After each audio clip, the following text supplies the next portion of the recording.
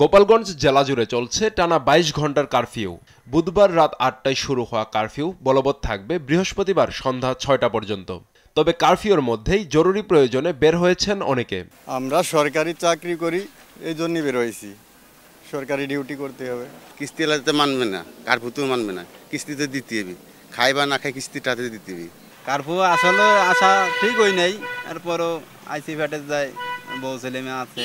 বাসা বাড়িতে কাজ করি, আমরা গরিব মানুষ, খাবো কি ভাই, এই জন্য কাজে বার হয়েছি।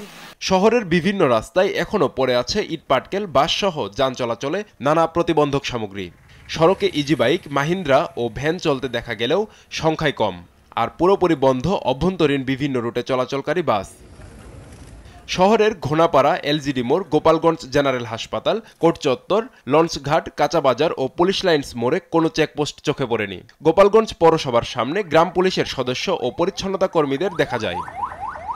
জাতীয় নাগরিক পার্টির জুলাই পদযাত্রা বানচালে বৃহস্পতিবার দিনভর দফায় দফায় হামলা ভাঙচুর চালায় আওয়ামী লীগ নেতাকর্মীরা। সভামঞ্চ ও পুলিশের গাড়িতে অগ্নিসংযোগও করে তারা। পরে যৌথ বাহিনীর সঙ্গে সংঘর্ষে ৪ জন নিহত এবং অর্ধশতাধিক আহত হয়।